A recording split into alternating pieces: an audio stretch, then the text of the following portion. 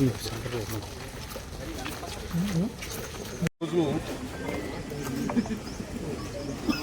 Andhra Pradesh CID వారు సజ్జల రామకృష్ణారెడ్డి గారి party రాష్ట్ర కోఆర్డినేటర్, వైఎస్ఆర్ కాంగ్రెస్ పార్టీలో కీలకమైన నేత, తెలుగుదేశం పార్టీ ఆఫీసు మీద జరిగినటువంటి దాడి కేసులో ఆయనకు విచారించాలి అనే ఉద్దేశంతో సిఐడి వారు నోటీసు ఇచ్చి పిలిపించారు. మొదటిసారి కాదు, ఇది రెండవసారి ఆయన విచారణకు పిలిపించడం. దేశంలో ఉన్న పరిస్థితులు మనం చూస్తున్నాం. వైపున బార్డర్లో చాలా ఉద్రిక్తమైన పరిస్థితులు ఉన్నాయి. పాకిస్తాన్కి మనకి మధ్యన యుద్ధమే జరుగుతున్న తరుణంలో మరి ఈ కక్ష సాధింపుకు మాత్రం అంతం లేని విధంగా ఏముంటుంది నాకు అర్థం కదా. ఈ తెలుగుదేశం పార్టీ ఆఫీస్ మీద జరిగినటువంటి దాడి కేసుని వైఎస్ఆర్ కాంగ్రెస్ పార్టీ అధికారంలో ఉన్నప్పుడే కేసు రిజిస్టర్ చేయడం జరిగింది. కానీ దానిలో ఏదో చేసేస్తున్నాము అనేటువంటి ఉద్దేశంతో కేవలం చంద్రబాబు నాయుడు గారిని, లోకేష్ని సంతృప్తిపరచడం కోసం సజ్జల రామకృష్ణారెడ్డి గారిని కూడా సిఐడి ఆఫీసుకు పిలిపించి విచారణ చేశాము అనేటువంటి మెహర్బానీ కోసం ఇలాంటి కార్యక్రమాలు జరుగుతూ ఉన్నాయి. చాలా దురదృష్టకరమని మనం తెలుగుదేశం పార్టీ అధికారంలోకి వచ్చిన దగ్గర నుంచి అభివృద్ధి లేదు, సంక్షేమం లేదు. మాటల్లో మాత్రం కోటలు దాటేటటువంటి అభివృద్ధి, అమరావతి గురించి అభివృద్ధి, పోలవరం గురించి అభివృద్ధి మాటల్లో మాత్రమే కనిపిస్తున్నది. కక్ష సాధింపులు బహుశా భారతదేశానికి స్వాతంత్రం వచ్చిన తరువాత ఇంత పెద్ద ఎత్తున ఏ రాష్ట్రంలోనూ జరగనటువంటి అరెస్టులు, కేసులు పెట్టి నిర్బంధించేటటువంటి కార్యక్రమం చేస్తున్నారు.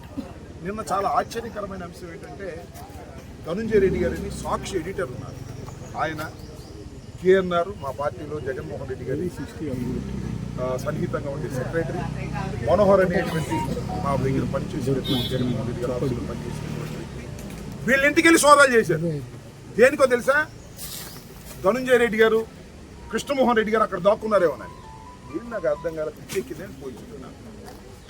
ఏదో ఒక విధంగా అల్లరి చెయ్యాలి, ఏదో ఒక విధంగా అపాస్పాలు చెయ్యాలనేటువంటి పుట్టలో భాగంగా పోలీసులను ఆడిస్తున్నారు, పోలీసులు ఆడుతున్నారు.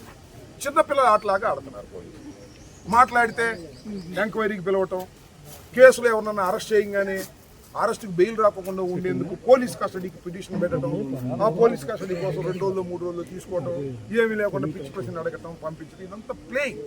ఒక రకమైన వికృతమైన ఆట లోకేష్ గారి నాయకత్వంలో జరుగుతుందనేది అందరికీ తెలిసినటువంటి సత్యం.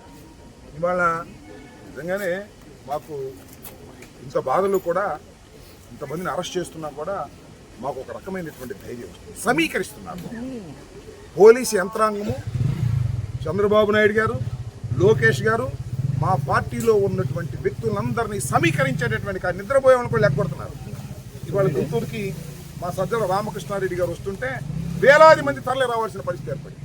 అంటే ఏంటి? నిద్రపోతున్న వాళ్ళు కూడా కానీ లేకపోతే అయ్యా సజ్జల రామకృష్ణారెడ్డి గారిని అనవసరంగా తీసుకొస్తున్నారు పోలీస్ స్టేషన్ సిఐడి ఆఫీస్కి, మీరు వెళ్ళండి అని ఒక పిలుపునిచ్చినట్టుగా కనిపిస్తాం. ఏమిటి దుర్మార్గం అని అడుగుతా ఉన్నా.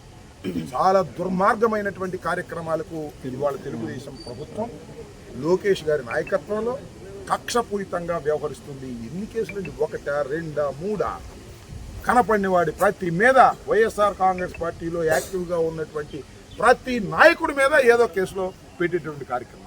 లిక్కర్ కేసులు కూడా తీసుకొచ్చారు, ఏమీ లేదు దానిలో ఎంతమందిని పెడతారో తెలియదు, ఎంతమందిని అరెస్ట్ చేస్తారో తెలియదు.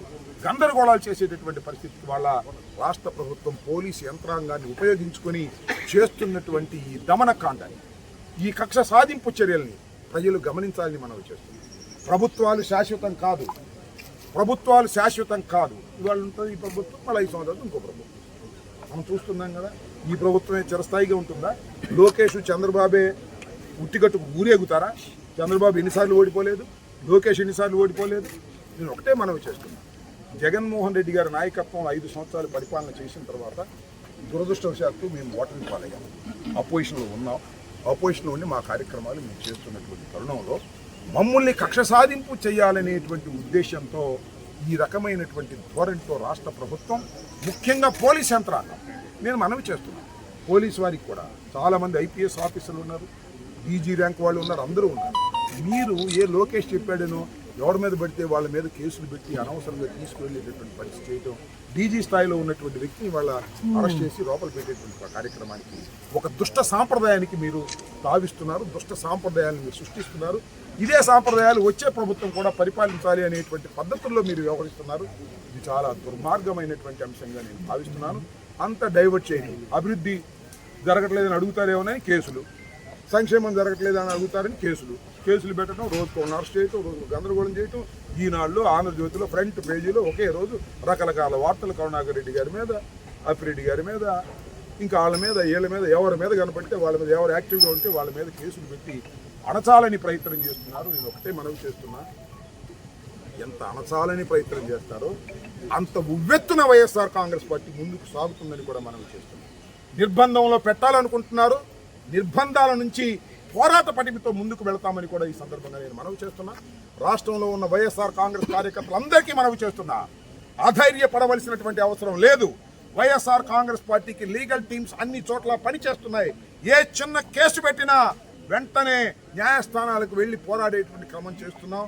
ఇవాళే కృష్ణవేణి మరి 22 రోజుల తర్వాత ఒక మహిళని అరెస్ట్ చేసి తీసుకెళ్లారు. మళ్ళీ ఆమెను ఇన్వెస్టిగేషన్ కోసం మళ్ళీ అడిగారు. మళ్ళీ ఒక కేసు తర్వాత ఇంకో కేసు పెట్టారు, 2-3 కేసులు పెట్టారు. ఇది కొత్త తత్వం. లోపలికి వెళ్ళిన తర్వాత కేసులు పెడతారు, అంతకుముందు కేసులు. నాకు అర్థం కాల. ఈ రకంగా 311 వేస్తారు. ఈ రకంగా చేసి కృష్ణవేణి గారిని కూడా ఇవాళ నిన్న అనుకుంటారు రిలీజ్ అయ్యారు. 22 రోజుల తర్వాత ఒక మహిళని ఆమెను తీసుకెళ్ళి ఏ విధంగా చిత్రహింసలకు గురి చేశారో ఆమె చెప్పింది. ఇష్టం వచ్చినట్టుగా మాట్లాడారు. మీ మీద ఆ కేసులు పెడతాం, ఈ కేసులు పెడతాం, ఉమెన్ ట్రాఫికింగ్ కింద మీ హస్బెండ్ మీద కేసులు పెడతాం అనేటువంటి పద్ధతుల్లో బెదిరించేటటువంటి ధోరణిలో పోలీసు వ్యవస్థ పనిచేస్తుంది. పోలీసు వారికి నేను మనవి చేస్తున్నా, మీరు చట్ట ప్రకారం వ్యవహరించండి తప్ప ఏ లోకేష్ చెప్పాడనో, ఏ చంద్రబాబు చెప్పాడనో మీరు వ్యవహరిస్తే మీరే ఇబ్బంది పడతారు. అది గుర్తుపెట్టుకోండి. రాబోయే కాలంలో ప్రభుత్వాలు శాశ్వతం కాదు, ఈ ప్రభుత్వం ఉంటుందని మాత్రం అనుకోకండి. మళ్ళా మంచి రోజులు వస్తాయి వైఎస్ఆర్ కాంగ్రెస్ పార్టీకి. అప్పుడు మేము కూడా ఇదే పద్ధతిలో వ్యవహరించాలని ధోరణితో మీరు వ్యవహరిస్తున్నారు. చట్ట ప్రకారం వ్యవహరించండి, చట్ట ప్రకారం ముందుకు వెళ్లాల్సిందిగా నేను ఈ సందర్భంగా కోరుతున్నాను. ఇవాళ సజ్జల రామకృష్ణారెడ్డి గారిని రెండవసారి పిలవటం అనేది ఒక స్ట్రాటజీ. అంటే సజ్జల రామకృష్ణారెడ్డి గారిని కూడా మేము పిలిచామని ఊరికి నేను చెప్పుకునేందుకు పిలుస్తున్నారు. పిలిస్తే ఏమైతే వస్తాం, విచారణ చేస్తాం, మా న్యాయవాదులు టీం అంతా వచ్చారు, ఇంకా ధైర్యంతో ముందుకు వెళ్తాం, ధైర్యంగా పోరాడతామని కూడా ఈ సందర్భంగా నేను చెప్పలేదు. Stay aware, stay bold. Like, subscribe and follow at Ammati Rambabu Official for truth and clarity in today's politics.